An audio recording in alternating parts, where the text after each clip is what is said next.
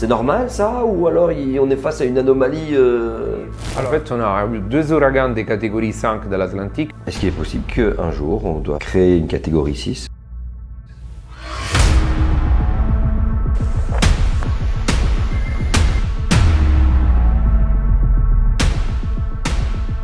C'est monstrueux ce que tu me racontes. Pourquoi vous êtes, vous aussi, concerné? Davide Faranda est un physicien climatologue de renommée internationale et directeur de recherche au CNRS. Il est spécialisé dans l'étude des événements climatiques extrêmes tels que les vagues de chaleur, les tempêtes, les ouragans et également dans la science de l'attribution. Cette discipline permet d'établir des liens entre ces phénomènes et le changement climatique. Et il est crucial de parler de cette science dans ces vidéos, car elle nous aide à comprendre comment ces événements extrêmes mettent en péril nos sociétés humaines. Les phénomènes sont plus intenses, donc ça veut dire aussi qu'ils sont plus dangereux. Et on a une succession de désastres avec des mécanismes de résilience qui soient efficaces parce qu'on a mis tout l'argent pour répondre sur le premier, après sur le deuxième. Là, il ne nous reste plus rien pour Milton. Il ne nous reste plus qu'à fuir. Est-ce qu'on aura, nous aussi, comme aux États-Unis, les nomades climatiques de la Louisiane jusqu'à Atlanta? Est-ce qu'on va déplacer nos confrères, nos concitoyens de la Vendée à Paris? On se pose ce genre de questions. Où est-ce que tu me déconseilles d'aller vivre? Personnellement, j'ai appris beaucoup de choses en discutant avec Davide Faranda et j'espère que ça va être aussi votre cas. Bienvenue sur Limite.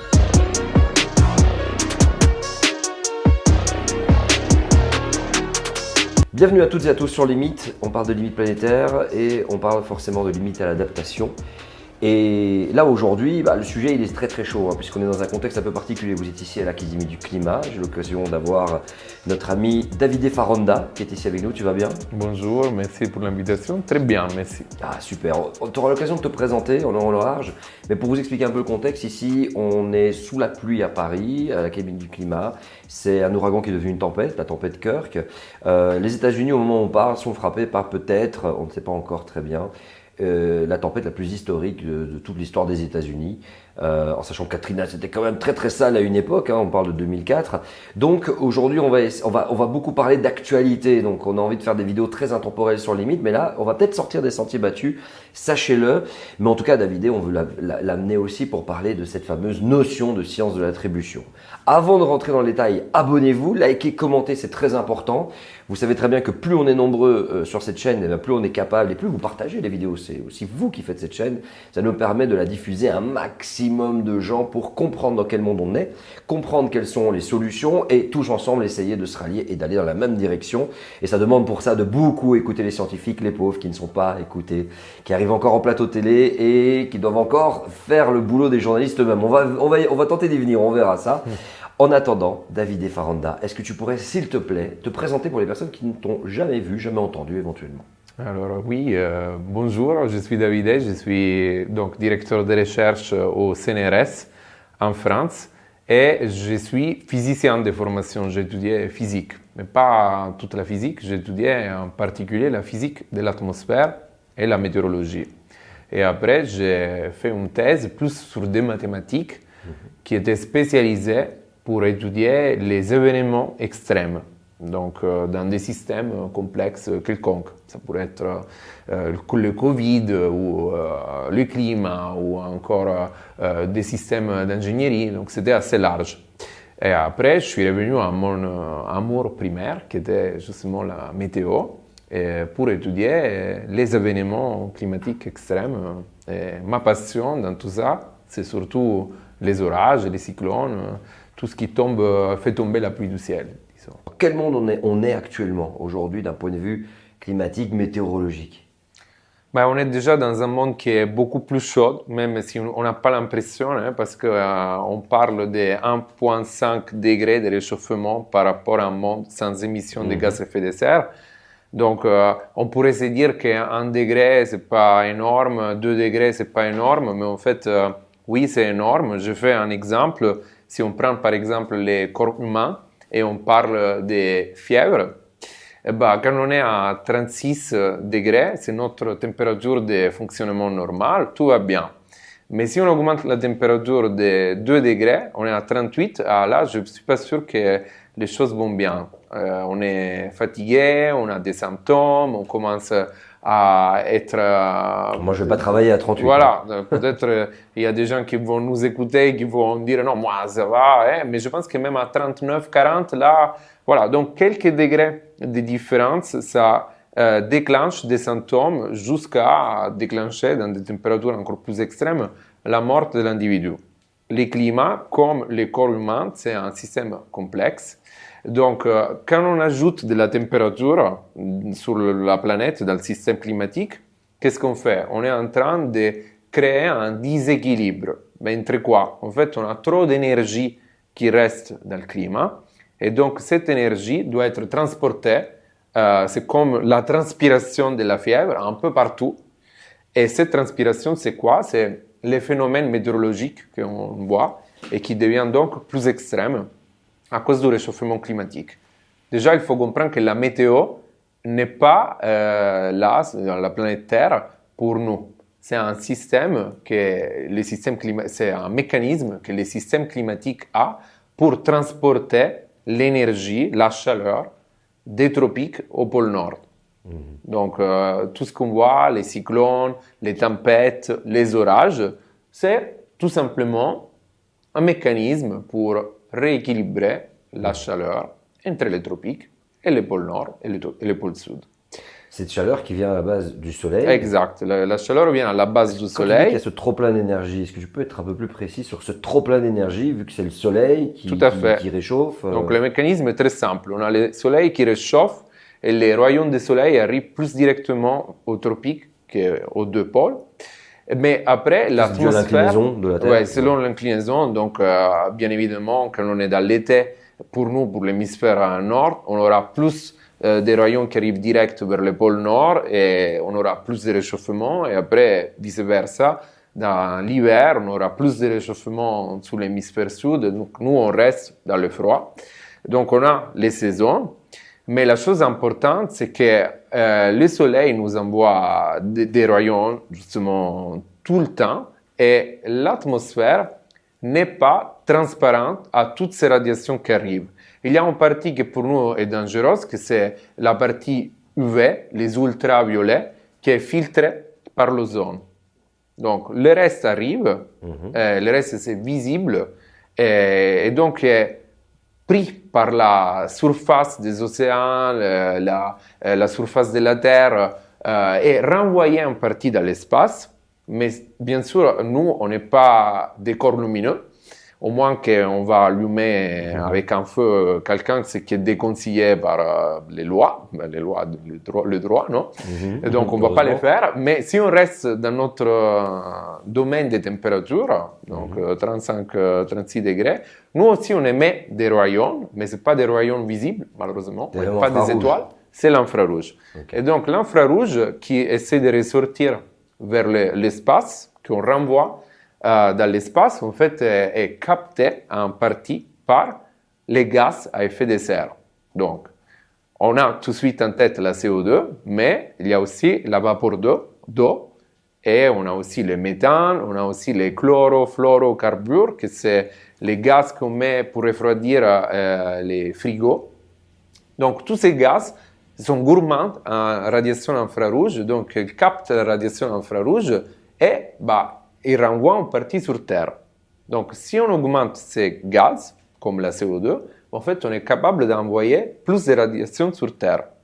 Donc, en gros, ça veut dire quoi? Que si l'atmosphère n'avait pas de gaz à effet de serre, la température sur Terre serait négative, de l'ordre de moins 18 degrés Celsius. Donc, pas de vie. Une planète de glace, voilà, donc pas de vie. Heureusement, on a de la CO2 naturelle qui fait en sorte que la température de la Terre soit de l'ordre de 15 degrés, ou était moyenne, ouais. de l'ordre de 15 degrés en moyenne, bien sûr, après on a des excursions, alors que cette température est en train d'augmenter, puisqu'on est en train d'augmenter la concentration de CO2. Et comment est-ce que cette augmentation de température, ces surplus d'énergie, nous amène aujourd'hui, puisque nous tournons là, on est le 9 octobre 2024, à avoir l'ouragan Hélène qui a tapé les côtes de la Floride, qui a gorgé les zones d'eau, qui a détruit d'innombrables maisons d'infrastructures, et d'avoir quelques jours après un nouvel ouragan, le Milton, là, pendant qu'on est en train de se parler, c'est en train d'arriver, c'est en train de taper. Il y a eu des signaux assez effrayants. Je pense à un climatologue qui est passé, ou un météorologue, je ne sais plus très bien, un expert qui est passé en tout cas en télévision, qui s'est mis à pleurer en disant, mon Dieu, c'est peut-être l'un des moments les plus graves. Alors, just an incredible hurricane. It has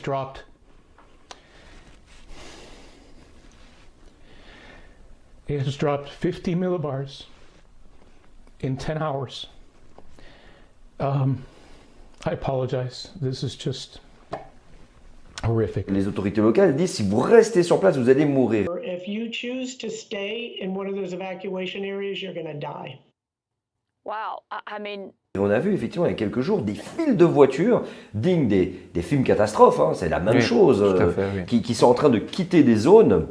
La Floride c'est grand, on voit la taille de cet ouragan pendant qu'on est en train de parler. Je vais tenter d'agrémenter un maximum notre vidéo d'images pour que les gens puissent comprendre un petit peu de quoi on parle. On voit que c'est un monstre qui arrive sur un territoire qui est tellement vaste.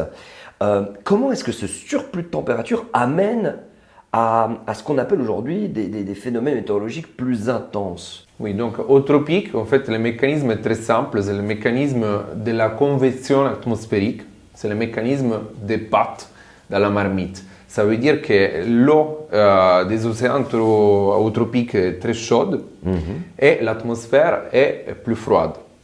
Cette différence de température crée des boules d'air chaudes qui remontent vers le haut, vers la troposphère, donc la partie plus basse de l'atmosphère. Et donc, ces mécanismes créent les orages. Ces orages, si l'atmosphère est froide mais les océans sont très chauds, en fait, ils vont être très nombreux. Et ils vont commencer à ressentir la rotation de la Terre, parce que nous, on est sur une planète sphérique qui est en rotation. Donc, imaginez juste des systèmes orageux qui commencent à être beaucoup au même endroit et commencent à être en rotation autour de nous. Ben, c'est comme ça, tout simplement, qu'on forme un cyclone tropical. Plus l'eau de l'océan est chaude, et plus on sera capable d'intensifier ces machines. Donc, c'est ce qui est passé dans le golfe du Mexique. On a eu la formation des orages d'abord, la rotation, et après, l'ouragan Milton, du coup, s'est structuré et s'est intensifié puisqu'il avait assez d'énergie, assez de chaleur disponible pour vraiment convertir cette chaleur en orage, rotation, toujours plus rapide, exactement comme dans une machine à laver. Est-ce que c'est en rapport avec ce graphique-là de Climate Reanalyzer qui montre les courbes mondiales 2023, on a battu des records, jamais fait aussi chaud. On pense que 2024, ça redescend, mais non, ça reste toujours aussi élevé. Là, on voit la température de l'océan Atlantique. C'est lié à ça, en partie? Oui, c'est bien sûr. On peut vraiment établir un lien des causes-effets entre la température qui monte et les ouragans qui prennent plus de force. Il y a des choses qui sont quand même un peu plus subtiles à expliquer et qui donc nous amènent, je pense, au sujet de la science de l'attribution. Oui, donc, comme, c'est pour ça que tu es là en partie, bien sûr. Quel est le rôle du changement climatique, par exemple, qu'ici on voit assez facilement avec les températures plus chaudes de l'océan Atlantique. Donc ça, c'est un signal qui va intensifier l'ouragan. Mais après, quel est le rôle, par exemple, des courants atmosphériques, le vent d'altitude, qui peuvent être aussi déformés, changés par les changements climatiques. Le vent d'altitude, c'est le jet stream dont tu parles? Exact. Je parle du jet stream, qui est quelque chose qui peut perturber les ouragans.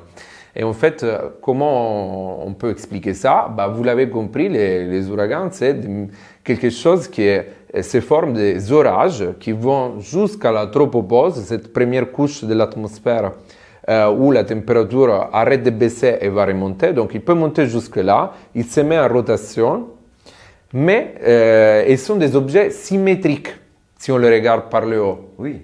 On a l'œil, on voit les choses tourner. En fait, c'est une sorte de cylindre comme ça. Exact, c'est comme un cylindre. Donc, en fait, il faut qu'il reste cylindrique pour pouvoir tourner, pour pouvoir fonctionner.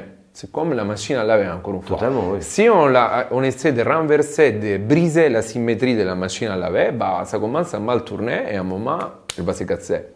Donc, les vents d'altitude, les jet stream, qu'est-ce qu'ils font sur les ouragans? Bah, ils brisent cette symétrie, ils déchirent l'ouragan dans une direction et donc ils peuvent les dissiper ou le transformer en quelque chose d'autre, comme par exemple une tempête. Donc là, on voit la différence entre l'ouragan Milton, en ce moment près de la Floride, le moment où on parle, et la tempête ex-ouragan Kirk. Que, si on va le mettre, Qui est chez nous en ce moment. qui est chez nous en ce moment. Et si on regarde les deux images, on les met à côté, on va voir que l'ouragan Milton a bien sa structure symétrique avec l'œil, alors que la tempête Kirk est déchirée et c'est un front très grand qui va en ce moment de la Vendée jusqu'à la Belgique. C'est ça la définition, parce que quelle est la définition concrète entre un ouragan et une tempête? C'est cette transformation, ce déchirement. Donc ouragan, l'œil du cyclone entre guillemets, forme cylindrique, et l'autre, c'est quelque chose qui a été un peu coupé par ce courant jet en quelque sorte. Exact, on peut dire grosso modo que c'est ça, mais l'origine des deux phénomènes est différente. C'est ça qu'on peut retenir. L'ouragan, orage au tropique, Ouais. orage, agrégation des orages et rotation. Pour les tempêtes, c'est déjà une échelle beaucoup plus large, donc on parle des milliers de kilomètres, et on est en moyenne latitude où il y a les courants jet de l'ouest vers l'est qui séparent les zones tropicales qui sont chaudes des zones polaires qui sont plus froides. Oui, c'est comme une espèce de mur invisible. un peu Exact, comme c'est ça. comme un mur invisible et on a un courant qui glisse dans ce mur. Dans les oscillations de ces courants, on peut avoir un mécanisme qui donc là n'est plus symétrique, mais c'est comme une espèce de spirale, comme l'ADN par exemple, mais dans l'atmosphère, qui donc transporte l'air froid vers les tropiques et l'air chaud, on la fait remonter vers les pôles. Donc ces phénomènes, ces mécanismes qui font enrouler les courants forment des tempêtes. Vous voyez, les ouragans, cohérence verticale, symétrie verticale, rotation.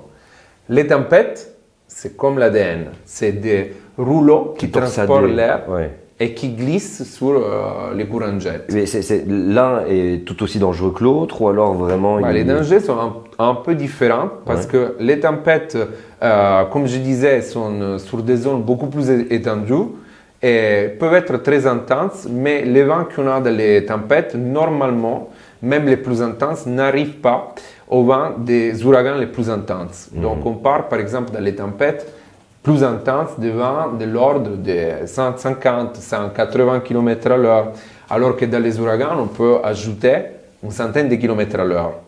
Donc on peut arriver jusqu'à 250, 280 km à l'heure. C'est ces différences-là. Après, il y a aussi des différences dans les précipitations. On le voit très bien, dans les tempêtes, on a de la pluie continue sur un temps très long, par exemple une journée. Alors que dans les ouragans et dans les orages, en général, on a la pluie très très forte sur des périodes plus courtes.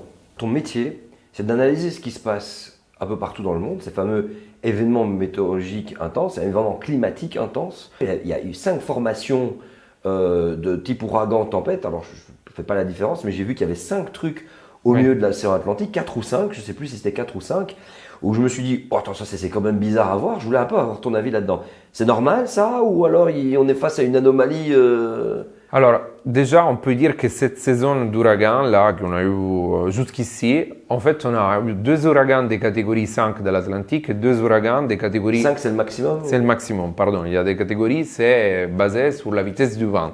Donc, le max qu'on a pour l'instant, c'est jusqu'à catégorie 5. C'est des vents qui sont de l'ordre de 200 km à l'heure, voire plus intenses.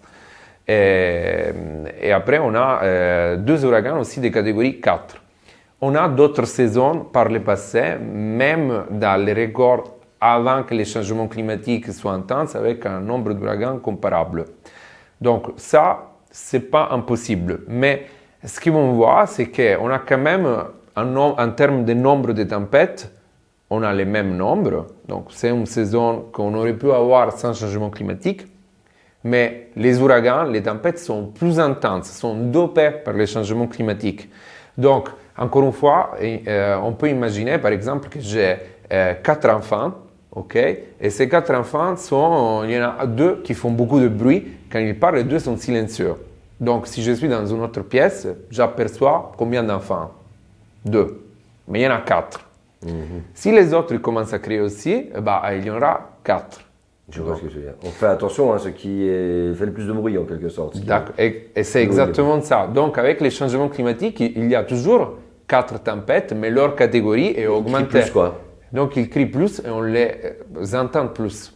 Donc, Ah oui, donc on a notre perception de se dire, qu'il y a peut-être une perception de se dire, il y en a plus qu'avant alors qu'il n'y en a pas plus qu'avant. non, C'est le juste nombre qu'ils de sont- phénomènes qu'on peut détecter est le même, mais les phénomènes sont plus intenses. Donc, ça veut dire aussi qu'ils sont plus dangereux. Et c'est pour ça qu'on a une succession de désastres. C'est une succession là, vraiment assez compliquée à gestir pour les États-Unis, pour l'Europe, dans cet automne, des désastres météorologiques, climatiques. Donc, on a aux États-Unis 2 ouragans, 3 si on commence par Beryl au début de la saison, Hélène et là Milton. Donc ça veut dire qu'on ne peut pas répondre à ces phénomènes avec des mécanismes de résilience qui soient efficaces parce qu'on a mis tout l'argent pour répondre sur le premier, après sur le deuxième. Là, il ne nous reste plus rien pour Milton. Il ne nous reste plus qu'à fuir. En fait, c'est ça. On ne peut pas rester sur place, il n'y a pas d'aide possible. Le phénomène est tellement intense, mais il arrive aussi après 2 autres ouragans, les ressources sont finies, terminées. En Europe, il y a 2 semaines, inondation, tempête Boris. Boris, centre de l'Europe, oui. Voilà, là, on est sur l'ex-ouragan Kirk. Donc, pareil, en fait, les mécanismes pour répondre de façon efficace à ce genre de phénomène, en fait, peut-être pour un oui, 2, 3, combien? On n'a pas les moyens. On va rentrer dans la science de l'attribution. Si vous avez déjà appris des choses de votre côté, n'hésitez surtout pas à vous abonner et nous filer un coup de main sur PayPal. Ça nous aide énormément, sur Utip, vous n'imaginez pas à quel point, d'avoir la chance d'avoir Davide Faranda ici avec nous, parce que j'ai tellement de questions. Avant de rentrer sur comment est-ce qu'on attribue un événement au changement climatique, et c'est ton boulot, et merci parce que sur LinkedIn, je vous mets son lien en description, tu fais des rapports tous les X temps, très rapides d'ailleurs. Demain, il y aura probablement un rapport pour Milton et Kirk. C'est très rapide, c'est ça qui est génial, qui permet tout de suite, en tout cas de l'envoyer à des plateformes médias aussi, de pouvoir dire, bon ben voilà, on peut dire que c'est autant de pourcents, etc. On va savoir comment ça fonctionne, mais avant ça, pendant qu'on parle, je t'ai dit, il y a Milton qui est en train de taper, Hélène est venue avant ça, et on dit toujours souvent le changement climatique, on imagine un grand moment, un moment d'apocalypse d'un coup qui arrive où, tu sais, on est très influencé par les blockbusters et qu'il y a un événement qui se passe un petit peu partout sur Terre, qui nous amène à, tu sais, un été catastrophique et ça se produit, les méga feux au Canada, dans le pourtour méditerranéen. Mais là, avec ce qui se passe maintenant, avec Hélène qui est arrivée et qui a fait fuir déjà des gens, qui a amené l'eau au-dessus des bâtiments, au-dessus des maisons, il faut se rendre compte de la chose. Donc les compagnies d'assurance, comme d'habitude, là, ça va douiller à coup de centaines de millions, voire même plus, certainement des milliards de dégâts et de pertes. Ça se produit dans des zones qui ont la puissance. Les États-Unis, la Floride, c'est un pays ils ont des énergies fossiles, ils ont des capacités, ils ont les militaires, la garde nationale. Moi, j'ai pour souvenir Katrina. J'étais jeune, 2004, je devais avoir 14-15 ans. Et je me souviens d'avoir le rappeur Kanye West qui est passé en télévision et qui a dit George Bush doesn't care about black people. En fait, les secours n'arrivaient pas à atteindre les lieux. La Louisiane, c'était sous eau. Beyoncé a fait un clip, je peux tenter de vous montrer des images pour illustrer ce genre de moment où, dans une ville à perte de vue, tu vois des bagnoles retournées, tu as de l'eau qui stagne en surface et cette eau qui met du temps avant de se retirer. C'est apocalyptique. Quand tu as ce Katrina, dont on n'aurait pas encore parlé aujourd'hui, il y a aussi eu Cathy, je pense, qui était très grave, si je me rappelle bien des noms. Je ne sais plus très bien en quelle année. Là, aujourd'hui, tu as Hélène qui passe, qui ravage tout, qui amène plein d'eau. Cette eau, elle n'a pas le temps de s'évacuer. Hélène, c'était il y a une semaine. Une semaine. Voilà. Cette eau reste. Et que se passe-t-il et qu'est-ce qui est en train de se passer maintenant? Parce que c'est en train de se passer. Je n'ai pas accès aux informations. Je crois que ça va être cette nuit par rapport au moment où on tourne. Toi, tu as vu tous les modèles. C'est quoi le Milton là? C'est un destructeur j'ai envie de dire, d'État? Le Milton, c'est une sorte d'ouragan parfait dans son sens destructeur, dans le sens qu'il arrive, il est hyper intense, presque catégorie maximale, on va voir l'intensité à l'atterrissage en Floride, mais... L'atterrissage, c'est quand ça atteint les terres, c'est ça que tu veux Exact, dire? oui, en anglais, landfall. Ouais. Ça C'est se vraiment- calme quand on atteint les terres, ça atteint les terres Oui, généralement. mais en fait, le problème, c'est vraiment l'approche, comment on arrive. Donc, l'atterrissage, effectivement, comme un avion, on atterrit. Mais la phase la plus importante, quand on fait du pilotage d'avion, c'est l'approche. Donc, c'est comme on arrive à la piste d'atterrissage. Si on arrive mal, eh ben, on va atterrir très mal. Donc, on va s'arrêter, mais ça dépend comment. Donc, pour cet ouragan, il arrive avec le mauvais angle, parce que normalement, les ouragans arrivent en Floride par le sud, alors, ou par le sud-est. Là, il arrive de l'ouest vers l'est. Donc, c'est un angle d'approche inhabituel. Il y a très peu de tempêtes qui ont cet angle-là. Ça veut dire quoi? Ça veut dire que les côtes de la Floride N'est pas sont prévu. moins préparées pour ce genre de tempêtes. Donc, premier élément. Deuxième élément, il ne ralentit pas, il va tout droit à Il sa va traverser vitesse. la Floride, quoi. Oui, donc Alors en que fait, d'habitude, excuse-moi de t'interrompre, ça peut faire des méandres, oui, ça peut quand ça rester. vient de l'autre côté, généralement, ça rentre pas vraiment, ça allonge les côtes. Il y a beaucoup de trajectoires possibles différentes, mais effectivement, ce qui se passe typiquement, c'est que ça longe les côtes. Donc là, il va rentrer directement dans les terres, mais surtout, il va pousser dans son mouvement une grande quantité d'eau contre les côtes de la Floride, en plus de ces vents. Donc il y aura des phénomènes de submersion. Donc l'eau va monter de 2 étages, donc de 5-6 mètres près des côtes. On va pas voir l'auteur des maisons aux États-Unis, c'est 3-4 mètres, c'est un étage en Floride. Donc on risque de même pas de voir juste les toits, demain dans les images qu'on va voir de Milton. Et ça veut dire qu'effectivement, on s'attend d'avoir des images apocalyptiques au même point de ce qu'on a vu avec Katrina, mais possiblement sur une zone encore plus large. C'est pas possible que tout le monde fuit. Et ben, effectivement, il n'y a pas d'autres solutions possibles. Moi, je ne vois pas, en tant que météorologue, en sachant, formation de météorologue, en sachant ce qui va se passer, d'autres solutions. Parce que si les 95-18% des bâtiments ont cette forme, cette hauteur-là, on ne peut pas s'échapper sur les toits. On peut pas, il n'y aura pas Il y a le assez vent de sur- place. oui, oui. Et même, en fait, beaucoup de ces bâtiments, à cause de la force des vagues ou des autres débris qui vont être des camions, des voitures, des bateaux, ils vont se détacher et ils vont aller sur d'autres bâtiments. Donc, ça risque d'être vraiment un film catastrophique. On ne dit pas ça pour faire peur, mais parce que c'est ce qui va se passer. La question maintenant, est-ce qu'on reconstruit au même endroit? Tu reviens, il n'y a plus rien, tu as tout perdu déjà. Tu es un migrant climatique dans ton propre pays. Ce qui s'est passé avec Katrina d'ailleurs. Katrina a amené énormément de gens qui se sont déplacés, qui ont été vivre à Atlanta. Et il y a eu des tensions sociales à Atlanta. Parce qu'au cause début, de- c'est oui. venez, on vous accueille, mais à un moment donné, les infrastructures, enfin les services publics ne sont pas faits pour encaisser autant de personnes. Il fallait de la place pour les crèches, il fallait de la place dans les écoles, il fallait de la place pendant qu'on reconstruisait de l'autre côté. Quand on sait que ça va se reproduire encore, pas augmenter en nombre, en fréquence, mais vraiment augmenter en enfants qui crient, en quelque sorte, de plus en plus fort, des niveaux 5, au lieu d'avoir des niveaux 3, que ça monte. Reconstruire au même endroit avec le contexte actuel du changement climatique, Bah, ça en pose fait, question. Ça pose beaucoup de questions. C'est pour ça que je parlais de résilience. Non? Si le temps de retour, en fait, la façon de construire aux États-Unis est très différente de la façon de construire en Europe. Parce que ça prend en compte, quelque part, ça prenait en compte cette vulnérabilité à certains phénomènes, comme par exemple les cyclones. Donc, parfois, on va aux États-Unis, on se dit pourquoi tout est construit en bois. Mais parce que s'il y a un tornado ou un ouragan, ben après on peut reconstruire rapidement. Mais il faut que ça soit rentable. Il faut que ça tienne 30 ans, 20 ans. Donc ces calculs de construire en bois près des côtes, c'était fait sur la base de, en fait, on a un ouragan destructeur tous les 15-20 ans. Donc je peux le faire, je peux payer la maison et après je peux la reconstruire aussi. Mais s'il y a des des ouragans tous les ans. Oui. Et surtout, excuse-moi de t'interrompre encore une fois, et surtout s'il y a des assurances qui couvrent. Il y a des assurances qui couvrent, tout à fait. Et je viendrai à l'Europe après aussi, parce que nous, on a une autre stratégie.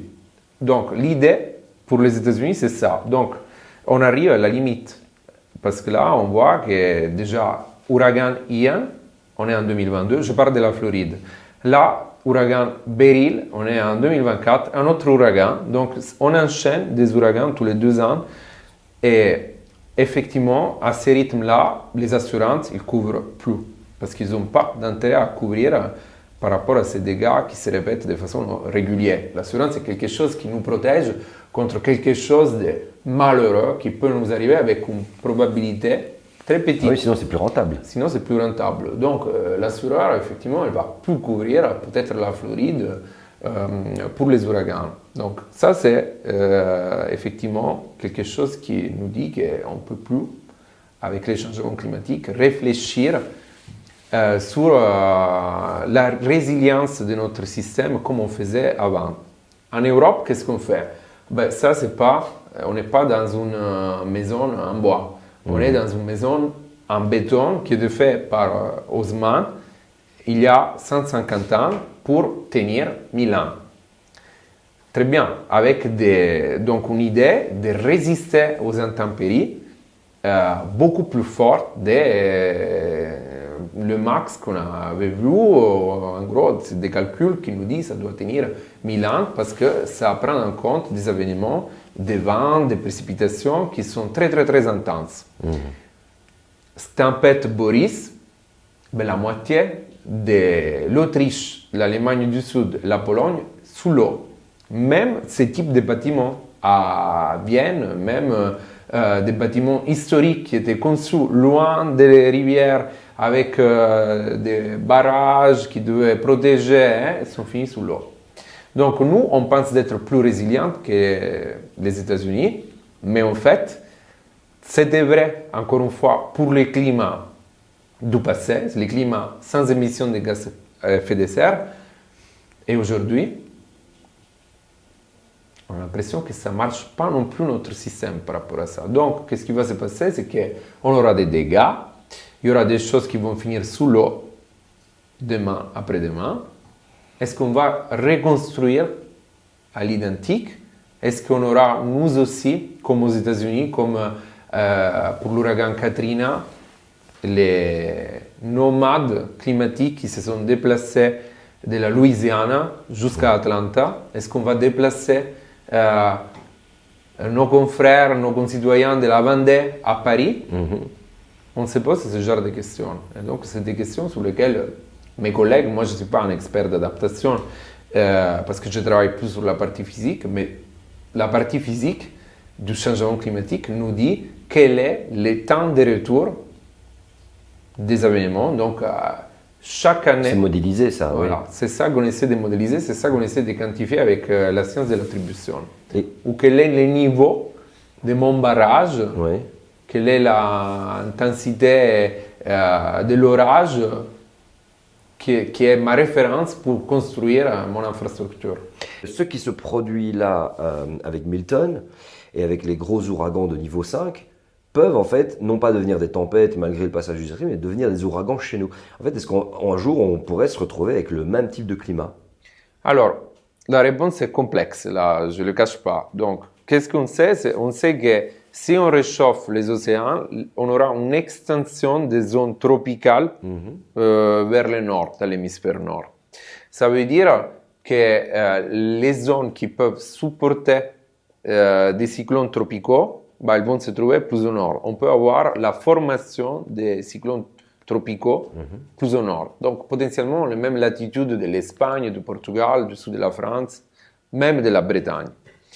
Le problème, donc, la réponse est oui, on pourrait avoir des phénomènes avec des caractéristiques plus tropicales, comme les ouragans, même sur les côtes de l'Europe. Mais on aura toujours ces courants jet stream, plus ou moins aussi aux mêmes latitudes de la France, de l'Angleterre, qui va rentrer en compétition avec les cyclones tropicaux qu'on va former. Donc c'est probable que dans certaines conditions où le jet stream est très au nord, dans le futur, dans un monde plus chaud, on pourrait avoir des ouragans même sur les côtes de la France, avec des caractéristiques tropicales. Et bien sinon, on aura des choses qui ressemblent à Kirk, à cette tempête-là. Donc des tempêtes avec beaucoup de pluie qui restent dans la tempête à cause des origines tropicales et qui n'est pas évacuée même dans la transformation en tempête et qui après est déchargée comme en ce moment sur la France, sur la Belgique et demain sur l'Allemagne. Comment est-ce que ça fonctionne la science de l'attribution? C'est quoi votre travail? C'est de quoi? De démontrer qu'un événement, quelque chose qui se produit quelque part dans le monde, est lié de près ou de loin au changement climatique. Comment ça se mesure? J'imagine que vous avez des modèles extrêmement performants qui vous permettent d'avoir des calculs et tout ça, mais moi je vais essayer de comprendre la genèse de la science d'attribution. Quand est-ce que ce mot science de l'attribution a commencé à arriver? Parce que honnêtement, nous on en parle sur limite parce qu'on a la tête dans le guidon, mais c'est pas du tout le terme qu'on emploie dans la vie de tous les jours, ni dans les médias, en télévision en général. D'ailleurs, bravo, tu vas souvent en télévision, c'est important. Donc je voudrais savoir comment fonctionne votre bureau, qu'est-ce que ça signifie et comment vous calculez ça, comment vous arrivez sur des probabilités, très fortes chances, très peu de chances et tout ça? Alors déjà, il faut dire que la science de l'attribution est très jeune et ça a commencé après la vague de chaleur de 2003. En Europe, donc où on a eu ces températures exceptionnelles pendant tout l'été 2003. Et la science de l'attribution a comme objectif pas de dire en moyenne que les vagues de chaleur sont intensifiées par les changements climatiques, mais d'en prendre une et une seule et de dire cette vague de chaleur est intensifiée ou pas par les changements climatiques. On attend ce type de vague de chaleur plus souvent ou pas à cause du changement climatique. Et justement, je parle des vagues de chaleur, mais on peut le faire pour toutes les intempéries, donc les orages, les cyclones, les tempêtes. Voilà, on peut essayer d'étudier tous les événements. Et donc, comment ça marche au niveau pratique? Comment on peut faire pour déterminer le rôle du changement climatique dans un seul événement? Ce qu'on fait, c'est on essaie de reproduire par exemple la tempête Kirk, dans un monde sans les émissions de gaz à effet de serre et avec les émissions de gaz à effet de serre. Donc on compare comme cette tempête peut se produire dans le monde actuel et dans un monde qu'on appelle contrefactuel, un monde qui n'existe pas. Contrefactuel, c'est quelque chose... Contre les faits, oui. Voilà, qu'on entend en médecine, par exemple. Donc c'est un monde placebo. Quand on prend des pilules, on peut prendre les vraies pilules et les pilules qui ne contiennent pas les principes actifs. Donc, voilà. Donc on peut comparer. C'est les gaz à effet de serre. Ouais. Exact. Donc c'est exactement la même démarche. La question est comment on peut construire le monde avec et sans gaz à effet de serre. Il y a plusieurs façons. Donc la façon standard, c'est qu'on fait tourner des modèles climatiques. Les modèles climatiques, c'est des modèles d'équations qui sont capables de représenter le système climat dans des ordinateurs, des grands ordinateurs. C'est le même modèle qui nous permet de faire les prévisions météo. Mais ils incluent aussi des composants comme l'océan, les glaces, voilà, tout ce qu'on peut mettre dedans. Donc dans ces modèles-là, on essaie de voir, de chercher des analogues de notre événement dans le monde avec et sans émission, dans la simulation avec et sans émission de gaz à effet de serre, et de faire juste des différences, après d'utiliser la statistique pour voir si c'est plus probable, moins probable, plus intense, moins intense. Donc tout ça, c'est une première méthode qui est coûteuse, parce qu'en fait, ça demande de faire des simulations à chaque fois, pour chaque événement, et donc de faire tourner des modèles, on n'a pas forcément les moyens.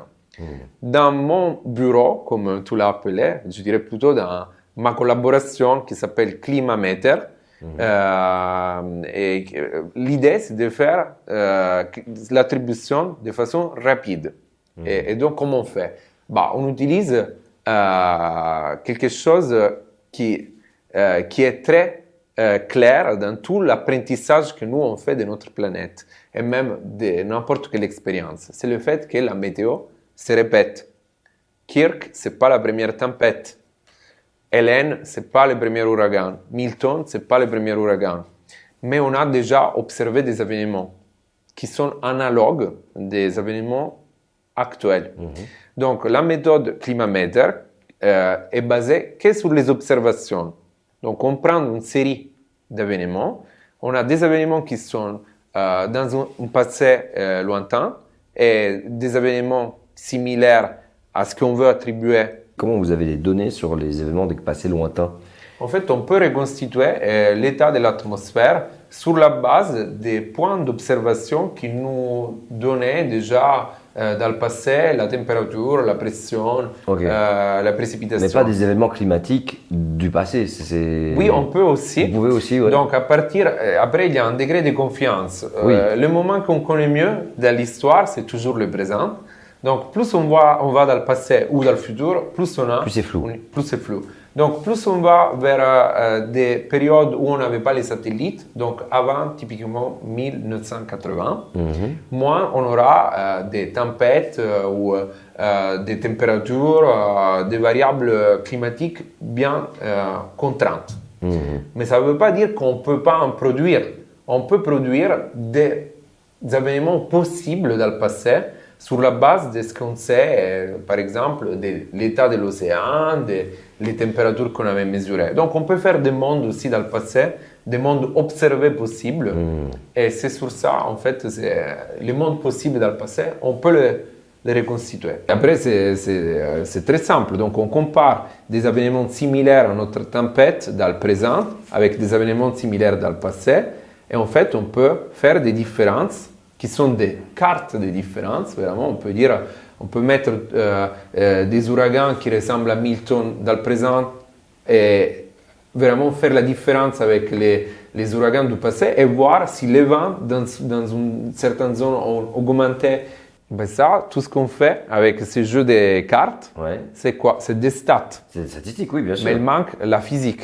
Donc Oui. la chose la plus importante, c'est que c'est pas juste trouver des différences, Oui. mais c'est de les comprendre et comprendre, par exemple, que si on a une augmentation des précipitations systématique dans les cyclones tropicaux du présent, dans les ouragans, si on est dans l'Atlantique, du présent par rapport au passé, bah, en fait, ça veut dire qu'il y a un mécanisme que des émissions de gaz à effet de serre fait augmenter la précipitation dans les cyclones. Et c'est quoi? Ça, c'est la physique qui nous dit. L'océan plus chaud renvoie plus de chaleur humide dans l'atmosphère, qui donc se réchauffe aussi. Et les cyclones dans une atmosphère plus chaude peuvent contenir plus d'eau précipitable. Ça, c'est l'équation de Clausius-Clapeyron, qui nous dit que pour chaque degré de réchauffement, on a 7% en plus d'eau qui peut tomber. Donc là, pour l'instant, on a 7% d'eau en plus. Et donc, étant donné que les événements climatiques intenses, c'est, on va dire, une petite moyenne. Donc, ces 7% peuvent, par exemple, à l'échelle mondiale, se dissiper en 0,1% en plus par là dans la pluie, 0,1% en plus par là. Mais il peut y avoir un moment où ça se concentre. Exact. Donc, c'est exactement ça. C'est pour ça qu'il C'est faut ce qu'on a faire vécu des à études. Verviers en Belgique, Oui. notamment. C'est ce qui s'est passé en Libye il y a un an. C'est ce qui s'est passé au Pakistan. C'est ce qui se passe au Brésil de plus en plus. En fait, c'est ce qui se passe partout, littéralement. Il pleut là, par exemple, la pluie, bon, ça fait longtemps qu'il pleut. On a Cœur qui est au-dessus de nous. Ça fait longtemps qu'il pleut, mais c'est une pluie fine, ça va. C'est pas... Mais il peut y avoir effectivement un moment où tout arrive d'un coup. À Dinan, on sait qu'il y a une trompe d'eau gigantesque, mais incommensurable, qui est tombée un peu en haut d'une colline et qui a fait partir tout en bas tous les bagnoles, quoi. Juste une trompe d'eau, quoi. Mais c'est exactement ça. Donc, dans chaque phénomène, ces contributions qui a en moyenne 7% par chaque degré s'organisent de façon différente, selon la dynamique, ce que nous on appelle la dynamique, mais en fait selon la géométrie, disons, de la tempête ou du cyclone, mais même les zones limitrophes. Tu as parlé des collines. Oui, s'il y a des montagnes, en fait tout l'eau qui est portée par une tempête, eh ben, elle va tomber dès qu'on rencontre l'obstacle géographique de la montagne. Donc, avec ça, on voit très bien que la contribution, l'augmentation, par exemple, des précipitations dans un cyclone dû au changement climatique n'est pas forcément 10%, ça peut être 30%. Et c'est pour ça qu'on fait des études d'attribution, parce que pour chaque événement, on doit trouver cette contribution, on doit pouvoir l'expliquer. Et ce n'est pas toujours le même. On a fait 1,5 degré de température en plus à la moyenne. Normalement, on a 1,1. Enfin, normalement, non. Normalement, on a 0. Mais on a 1,1. Là, cette année, comme je te disais en début de talk, le Climate Reanalyzer qui analyse absolument toutes les températures un petit peu partout, y compris dans les océans avec satellites, balises, tout ce que tu veux. Et la température globale du monde est globalement plus chaude. Je vous remets encore ce graphique, hein. Il est saisissant. On pensait vraiment que ça allait se calmer, mais non, ça reste vraiment en hauteur. 1,5 en moyenne, donc ça a clairement un impact supérieur à 1,1, 1,2 quoi. Tout à fait. Donc là, on parle de non-linéarité. C'est encore désolé d'introduire. Non, t'inquiète, c'est tous ces intéressant concepts. pour nous tous. On apprend. Ça veut dire que c'est très simple à comprendre. Donc moi, je peux tirer mon oreille avec une force. Si on fait ça 1, ok, je ne me suis pas fait mal. Si je fais 2 fois plus fort, je me suis fait un peu mal. Mais à un moment, je peux faire 4 fois plus fort. Il y aura un moment, en fait, où je perds l'oreille. Donc la réponse de mes muscles n'est pas linéaire. Ça veut dire que je peux me faire très très très mal, beaucoup plus mal, même si je double la force.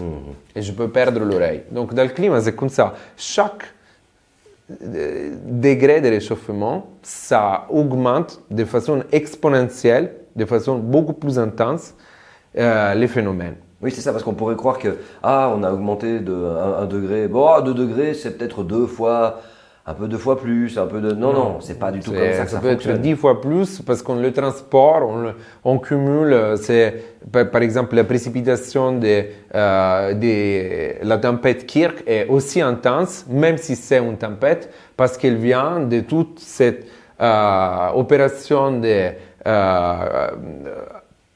stocker l'humidité et la pluie des tropiques jusqu'ici. Donc, c'est des phénomènes qui prennent beaucoup d'intensité. Et en fait, un autre exemple que je fais, c'est les cancers. Il faut imaginer que les changements climatiques, c'est comme un cancer. Les cancers, ça commence à bas bruit. Ça veut dire qu'on a peut-être le diabète, on a peut-être le cholestérol, on a d'autres symptômes, d'autres maladies qui nous embêtent plus. Et le cancer, quand on le découvre, c'est pas grand-chose. Qu'est-ce qu'on fait quand on découvre un cancer? On le traite. Parce qu'on sait que si on le laisse progresser, à un moment, les diabètes, les cholestérols, ils ne vont pas compter grand-chose. Il y aura des métastases, des problèmes beaucoup plus importants qui sont causés par les cancers.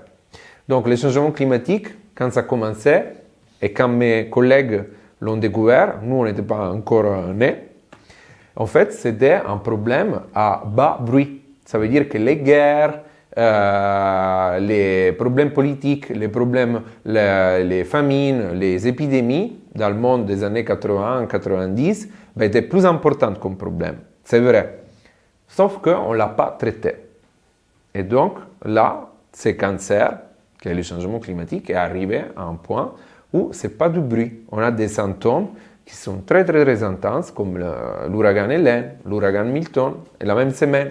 La tempête Kirk et une semaine avant, la tempête Boris, tout ça dans un monde qui a aussi, bien évidemment, d'autres problèmes. Et là, on peut faire une liste interminable si on veut, mais à un moment, tu vois que comme dans le corps humain, quand on a le diabète, le cholestérol, si on ne traite pas les cancers à un moment, là, il faut y aller parce que ça commence à être grave. Dans notre monde, quand on a les guerres, les problèmes socio-économiques, d'autres problèmes, on les a, mais ces problèmes-là du changement climatique viennent s'effondrer avec les autres problèmes et va être comme le diabète avec les cancers, une comorbidité des problèmes qu'on a dans le monde, et donc ça va être le problème.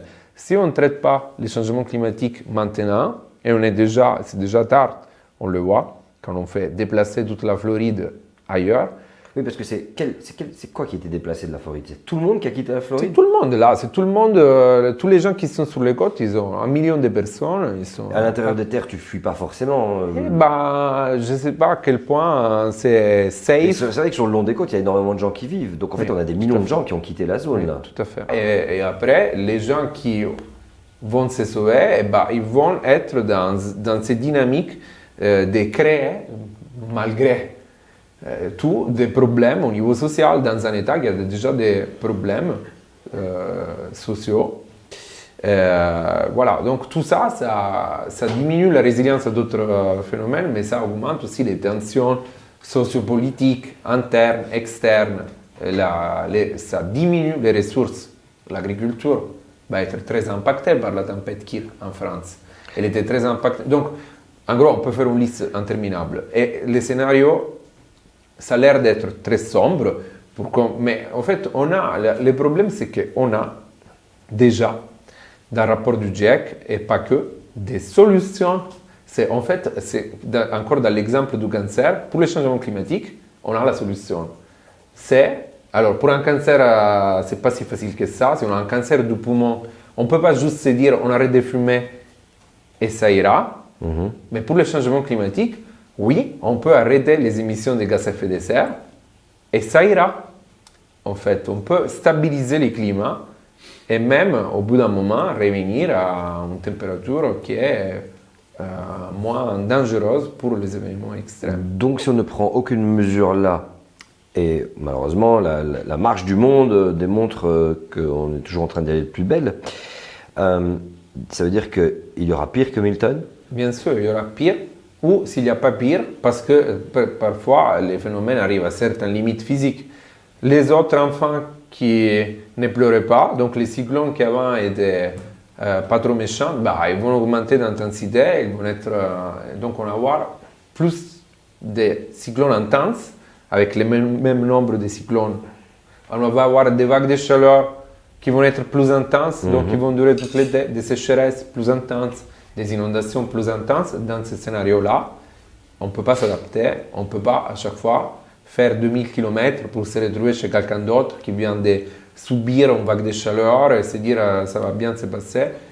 Donc dans ce monde-là où on ne réduit pas les émissions de gaz à effet de serre, il y a des scénarios catastrophiques. Et la Terre ne peut pas supporter dans un monde comme ça, mais on le voit très bien dans l'exemple de Milton. La Terre ne peut pas supporter 8 milliards de personnes qui souffrent ces conséquences du changement climatique. Ça ne veut pas dire que tout le monde va mourir dans ces films catastrophiques, mais c'est un monde pour moins de personnes et c'est un monde de conflits. Parce que dès que nous, on n'a plus la côte de la Vendée et on doit aller vivre à Paris où il y a beaucoup de monde déjà, on crée un conflit social. Dès qu'on n'a plus d'agriculture en France et on doit prendre les produits qui viennent de notre pays, si on peut les acheter très bien, quand on ne pourra plus les acheter, qu'est-ce qu'on fait? On doit manger. Donc tous ces conflits qui se profilent à l'horizon d'aujourd'hui déjà, avec les événements qu'on voit par exemple aux États-Unis, comme on les traite, en fait, c'est impératif de réduire les émissions de gaz à effet de serre. Je vais te poser une question un peu naïve comme ça, qui me passe par l'esprit. Est-ce qu'il est possible qu'un jour, on doive créer une catégorie 6? Pour les ouragans, oui, c'est possible, c'est déjà en discussion. Il y a même des articles qui sont déjà sortis qui proposent cette catégorie. C'est vrai? Oui. Parce qu'on a eu des cas de figure où là on se dit c'est le maximum du 5, il faudrait peut-être... Exact, c'est ça. Parce que le 5 c'est le palier maximum, on est d'accord. Oui, et même là, par exemple, sur ces cyclones Milton, on voit très bien qu'il a eu une intensification tellement rapide, il arrivait à des vents hyper forts. Et c'est pas juste il y a plein de choses qui sont en train d'être étudiées sur les cyclones tropicaux. La taille de ces systèmes, c'est aussi quelque chose qui peut changer avec les changements climatiques. On n'a pas de résultats très conclusifs sur ça. C'est encore un sujet d'étude, mais c'est pour ça qu'on réfléchit à créer une autre catégorie. C'est monstrueux ce que tu me racontes. Oui, malheureusement oui. Je pense que les études d'attribution, pour revenir à mon cœur de métier, c'est quand même quelque chose de très utile parce que ça nous permet de dire déjà aujourd'hui que le climat a changé et que certaines infrastructures, moi je veux parler d'infrastructures qu'on avait par le passé, ne tiennent plus aujourd'hui. Ils sont plus adaptés à ce qui se passe. Et ça permet aussi de nous dire que certains modes de vie certaines villes, en fait, sont condamnées. Et on ne peut pas penser de continuer à y habiter dans un climat qui est si chaud. Où est-ce que on arrive à la conclusion de cette vidéo, où est-ce que tu me déconseilles d'aller vivre? C'est une bonne question. Déjà la Floride, hein, je pense. En fait, il y a la chose qu'il faut retenir, que si on réchauffe la planète, il n'y aura pas d'endroit safe. On l'a vu avec le Canada qui est arrivé à la température de 51 degrés. On a vu les Finistères en France, la Bretagne, qui arrive à 39 degrés, qui est frappé par des tempêtes plus intenses en termes de vent. On voit le Grand Nord, la Russie, la Scandinavie, le Canada ravagés par des feux. On voit les déserts qui deviennent soit plus déserts ou où il pleut, mais donc on n'a pas vraiment non plus les moyens pour faire de l'agriculture. On voit tous les tropiques où on dépasse des limites planétaires de réchauffement et d'humidité. Donc malheureusement, il n'y a pas d'endroit safe. La seule chose safe qu'on peut faire, c'est encore une fois réduire à toutes les échelles les émissions de gaz à effet de serre. Chaque tonne de CO2 qu'on n'a pas émis compte. Et pour nous, en fait, pour nous tous, en fait, il ne faut pas penser à ce qu'on a émis. Moi, je dis toujours, sinon on tombe dans les shaming, on tombe, oh mon Dieu. Moi, je suis plutôt de dire, chaque tonne que je n'ai pas émis aujourd'hui, j'ai réduit. Regardez le présent et l'avenir, quoi. Exact. Et donc, si on agit comme ça, et déjà en Europe, on a une dynamique, même aux États-Unis, dans tout le monde, en fait, il y a une dynamique, je veux dire. On n'est pas sur la pire trajectoire possible. Il y a déjà une prise de conscience. Moi, ce que j'espère, et c'est aussi pour ça que je fais la science de l'attribution, c'est vraiment, et je ne l'espère pas juste, je le vois, c'est qu'on prend de plus en plus de conscience et qu'on réfléchit à tous les niveaux citoyens, au niveau personnel, le niveau de la ville, le niveau de la région, qui est très important parce que c'est ce qu'on vit tous les jours, ce qu'on vit quand on va faire les randonnées, ce qu'on vit quand on va à la plage, le niveau de l'Europe, le niveau du monde entier. Je vois qu'il y a une dynamique, une prise de conscience et on ne doit pas juste tarder à mettre en place les solutions. C'est abandonner les énergies fossiles pour les tâches dont on n'a pas besoin. Il y a des tâches où on a toujours besoin d'énergie fossile. Si tu veux aller à New York, il faut y aller avec un avion. Très bien. Mais pourquoi on doit aller à Berlin en avion? Pourquoi on ne fait pas les infrastructures qui nous font aller à Berlin en 3 heures? C'est la même distance que Paris-Marseille, que Milan-Naples. Pour ces 2 connexions, il y a des trains à grande vitesse. Pourquoi on ne peut pas faire? C'est des choses qu'on peut faire tout de suite. Il y a des choses qu'on peut faire. Et ça, c'est des tonnes de CO2 épargnées. Ça veut dire des cyclones épargnés à des populations qui n'ont pas les moyens pour se déplacer, qui n'ont pas émis beaucoup dans leur vie. Donc, c'est une dynamique qui va dans la bonne direction. Merci pour tous ces éclaircissements Merci sur la science de l'attribution. On n'en avait jamais parlé sur cette chaîne. Si, je crois que quelques fois on t'a cité pour essayer de comprendre quelques concepts. Ça a été vraiment très clair. Que tout se passe bien pour ton travail. Courage. Donc rendez-vous sur Climameter pour voir les résultats de l'attribution des Kirk. Climameter.com Org. .org. On est une organisation, on est un ensemble de scientifiques. Pas des commerces, effectivement. Voilà. Climate, C'est pas des commerces. Climate Meter. On met de toute façon tous les liens en description, soyez-en sûrs.org. Tous les liens comme il faut. Si vous avez apprécié cette vidéo, dites-le nous en commentaire. Hein. Vraiment, n'hésitez surtout pas.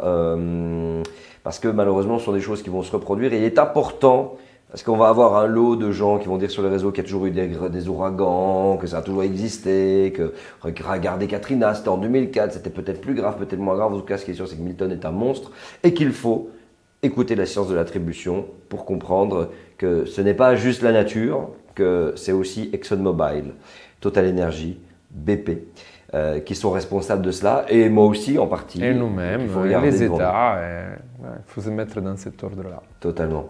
Likez, commentez, abonnez-vous et à très bientôt pour une nouvelle vidéo sur cette chaîne qui s'appelle Limite Base. Merci. Bang.